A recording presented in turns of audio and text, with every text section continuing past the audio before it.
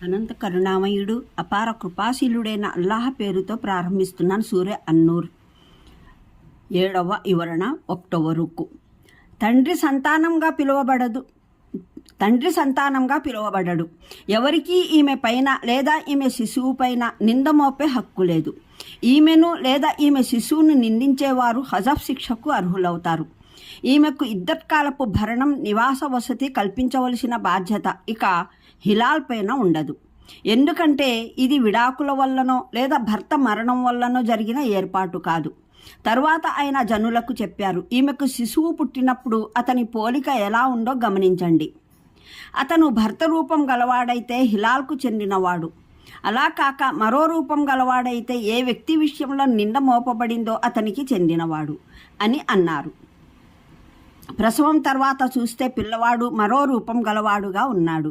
దీని మీదట ప్రవక్త శ్రీ ఇలా అన్నారు, ప్రమాణాలు లేకపోతే లేదా దైవగ్రంథంలో ముందే నిర్ణయం జరిగి ఉండకపోతే నేను ఈ స్త్రీ పట్ల మహా చెడ్డగా వ్యవహరించేవాణ్ణి. ఉవేమిర్ అజాలాని కేసు నివేదిక. సహల్ బిన్ సఅద్ సాయిదీ ఇబ్ను ఉమర్ రజియల్లాహ్ ద్వారా బుఖారీ, ముస్లిం, అబూ దావుద్, నసాయి, ఇబ్ను మాజా, ముస్నద్ అహ్మద్లలో దొరుకుతుంది. దాని ప్రకారం ఉవేమిర్ అయిన భార్య ఇద్దరూ ప్రవక్త మసీజిద్కు రప్పించబడ్డారు. ములాఅత్ లియాన్ ప్రమాణం చేయించడంకు పూర్వం ప్రవక్త శ్రీ వారిని కూడా 3 సార్లు హెచ్చరించి ఇలా చెప్పారు, అల్లాహకు బాగా తెలుసు, మీలో ఒకరు నిక్కచ్చిగా అబద్ధం చెబుతున్నారు. అయితే మీలో ఎవరైనా తోబా చేసి పక్షాతాపంతో మరులుతారా? ఇద్దరిలో ఎవ్వరూ తోబా చేయకపోగా ములానత్ చేయించబడింది.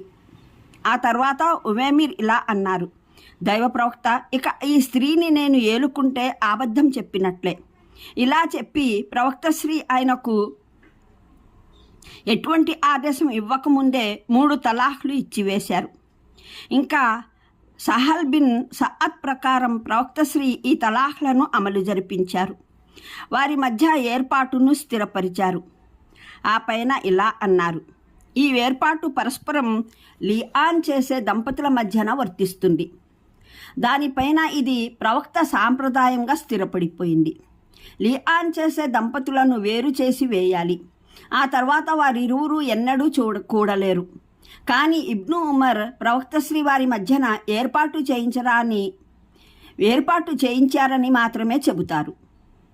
దాన్ని ప్రవక్త సాంప్రదాయంగా ప్రకటించలేదు అను. సహల్ బిన్ సఅద్ ఇంకా ఇలా కూడా చెప్పారు, ఆ స్త్రీ గర్భంలో ఉండింది ఉవేమిర్ ఆ గర్భం తన వల్ల కాదని చెప్పివేశారు. అందువల్ల శిశువు తల్లికి చెందినదిగా చెప్పడం జరిగింది. ఇటువంటి పిల్లవాడు తల్లి ద్వారానే వారసత్వం పొందుతాడని, తల్లి మాత్రమే అతని ద్వారా వారసత్వం పొందుతుంది అన్న సాంప్రదాయము స్థిరపడింది. ఈ 2 కేసులే కాక అనేక ఉల్లేఖనాలు మనకు హదీసు గ్రంథాల్లో దొరుకుతాయి. ఈ కేసులు ఏ వ్యక్తులకు చెందినవో వాటి వల్ల విసిదమవదు.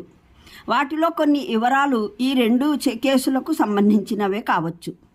కానీ కొన్నింటిలో కొన్ని ఇతర కేసుల ప్రస్తావన కూడా ఉంది. ఇటీవల లియాన్ చట్టానికి సంబంధించిన కొన్ని ముఖ్యమైన అంశాలు వెలుగులోకి వస్తాయి. ఇబ్ను ఉమర్ ఒక కేసు వివరాలు తెలుపుతూ ఇలా అన్నారు, దంపతులు లియాన్ చేసివేసిన తర్వాత ప్రవక్త మహానీయులు సల్లల్లాహు అలైహి వసల్లం వారి మధ్యన ఏర్పాటు చేసివేశారు. బుఖారీ, ముస్లిం, నసాయి, అహ్మద్, ఇబ్ను జరీర్. ఇబ్ను ఉమర్ ఉల్లేఖనం మరొకటి కూడా ఉంది. ఒక వ్యక్తి అతని భార్య మధ్యన లియాన్ జరిగింది. తర్వాత అతను గర్భాన్ని కాదన్నాడు. ప్రవక్త మహానీయులు సల్లల్లాహు అలైహి వసల్లం వారి మధ్య ఏర్పాటు చేయించారు. పిల్లవాడు కేవలం తల్లికే చెందినవాడు అని తీర్పు చెప్పారు. సిహాహ్ సిత్తా అహ్మద్, ఇబ్ను ఉమర్ ఉల్లేఖనమే మరొకటి కూడా ఉంది. దాని ప్రకారం ములానత్ తరువాత ప్రవక్త శ్రీ సల్లల్లాహు అలైహి వసల్లం ఇలా సెలవిచ్చారు, మీ విషయం ఇంకా అల్లాహకే అప్పగించబడింది. మీలో ఒకరు తప్పనిసరిగా అబద్ధం పలుకుతున్నారు. తరువాత ఆయన పురుషుని సంబోధించి, ఇక ఈవిడ నీకు చెందదు, నీకు ఈమె పైన ఎలాంటి హక్కు లేదు, ఏ విధంగానూ చెయ్యి చేసుకోలేవు, మరే విధమైన ప్రతీకార్యచర్య తీసుకోరాదు అన్నాడు. పురుషుడు, దైవప్రవక్త, మరి నా సొమ్ము అంటే నేనిచ్చిన మహర్ నాకు ఇప్పించండి అని విన్నవించుకున్నాడు. దానికి ప్రవక్త మహానీయులు సల్లల్లాహు అలైహి వసల్లం ఇలా నుడివారు, ఆ సొమ్ము తిరిగి తీసుకునే హక్కు నీకు లేదు. నీవు ఈమె పైన నిజమైన ఆరోపణ మోపి ఉన్నట్లయితే ఆ సొమ్ము నీవు ఆమెను హలాల్ ధర్మసమ్మతంగా భార్యగా చేసుకొని ఆమె ద్వారా పొందిన ఆనందానుభూతికి ప్రతిఫలం అనుకో. అలా కాక నీవు అబద్ధపు ఆరోపణ చేసినట్లయితే ఆ సొమ్ము నీకు ఇంకా దూరమై తప్పుకుంది. ఈవిడ కన్నా అది నీకు మరీ దూరమైపోయింది. Bukhari, Muslim, Abu Dawud. హజరత్ Ali bin Abi Talib, Ibn Masud రజీ ఉభయులు చెప్పినట్లు దార్హుట్ని ఉటంకించారు. సాంప్రదాయ ప్రకారం లిఆన్ చేసిన దంపతులు మరెప్పుడూ కలవలేరు. అంటే వారి నికాహ మరోసారి ఎన్నటికీ సంభవం కాదు. దార్హుట్ని ప్రకారమే అబ్దుల్లా బిన్ అబ్బాస్ ఉల్లేఖనం ఒకటి ఉంది. ప్రవక్త మహానీయులు సల్లల్లాహు అలైహి వసల్లం స్వయంగా వారిరువురు మళ్ళీ ఎన్నడూ కలవలేరని చెప్పారు. హబీసా బిన్ జుఆబ్ ఉల్లేఖనం ప్రకారం హజరత్ ఉమర్ కాలంలో ఒక వ్యక్తి తన భార్యకున్న గర్భం అక్రమమైందని ఆరోపించాడు. తరువాత ఆ గర్భం తనదేనని అంగీకరించాడు. మళ్ళీ ప్రసవం తర్వాత ఈ పిల్లవాడు తనవాడు కాదని చెప్పాడు. వ్యవహారం మహానీయ ఉమర్ రజియల్లాహ్ న్యాయస్థానంలోకి వెళ్ళింది. ఆయన అతనికి హజఫ్ శిక్ష విధించారు. ఆ పిల్లవాడు అతనికే చెందుతాడని తీర్పు కూడా ఇచ్చారు. దార్హుట్ని బైహక్. ఇబ్ను అబ్బాస్ ఉల్లేఖనం ప్రకారం ఒక వ్యక్తి హాజరై ఇలా విన్నవించుకున్నాడు: నాకు ఒక భార్య ఉంది. ఆమె అంటే నాకు ప్రాణం. కానీ ఆమె స్థితి ఏమిటంటే ఎవరు చెయ్యి పెట్టినా విదిలించుకోదు. ఇది సంకేతవాచకం. దాని అర్థం వ్యభిచారము కావచ్చు, వ్యభిచారం కన్నా కాస్త తక్కువ స్థాయి నైతిక బలహీనత కావచ్చు. ప్రవక్త సల్లల్లాహు అలైహి వసల్లం తలాఖ్ ఇచ్చివేయి అని ఫుర్మాయించారు. అతను కానీ నేను ఆమె లేకుండా బతకలేను అని చెప్పాడు. సరే, ఆమెని ఏలుకో అని ఆయన సెలవిచ్చారు. ఆయన సల్లల్లాహు అలైహి వసల్లం ఆ సంకేత వాచకానికి వివరణ కోరలేదు. అతని మాటను వ్యభిచార ఆరోపణగా పరిగణించి లిఆన్ ఆదేశాలు ఇవ్వలేదు. నసాయి. ఇబ్ను హురైరా రజియల్లాహ్ ఇలా చెబుతున్నారు: ఒక పల్లెవాసి వచ్చి, నా భార్య నల్లని పిల్లవాడిని కన్నది. అతడు నాకు పుట్టాడని నేను అనుకోవడం లేదు. అంటే కేవలం శిశువు రంగు వల్ల అతనికి అనుమానం కలిగింది. కానీ భార్య మీద వ్యభిచారం నింద వేయడానికి అతని వద్ద మరే ఆధారము లేదు. నీ వద్ద ఏమైనా వంటలున్నాయా అని ప్రవక్త అడగ్గా అతడు ఉన్నాయని చెప్పాడు. వాటి రంగులు ఎలా ఉన్నాయి అని ఆయన అడిగారు. అతడు ఎరుపు అని చెప్పాడు. ఆయన వాటిలో ఏదైనా మట్టి రంగుది ఉందా అని అడిగారు. అవును, కొన్ని అలాంటివి కూడా ఉన్నాయి అని అతను బదులిచ్చాడు.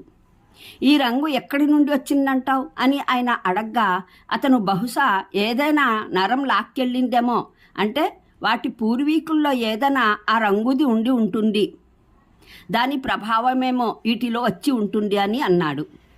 ఆయన సెలవిచ్చారు, బహుశా ఈ పిల్లవానికి ఏదైనా నరం లాక్కెళ్ళి ఉంటుంది. తర్వాత ప్రవక్త మహానీయులు తన సంతతిని కాదనే అనుమతి అతడికి ఇవ్వలేదు. బుఖారీ, ముస్లిం, అహ్మద్, అబూదావుద్.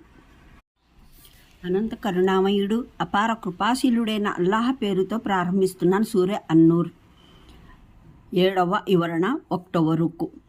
తండ్రి సంతానంగా పిలువబడడు.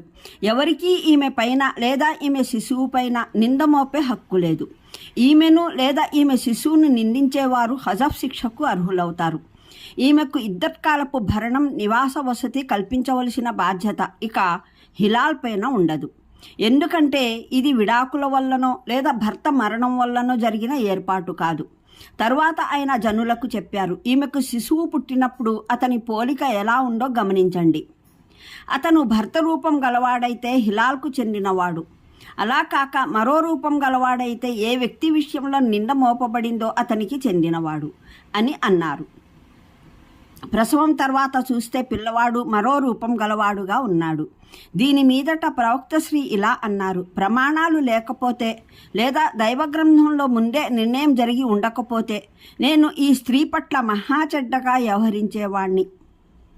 ఉవేమిర్ అజాలాని కేసు నివేదిక. సహల్ బిన్ సఅద్ సాయిది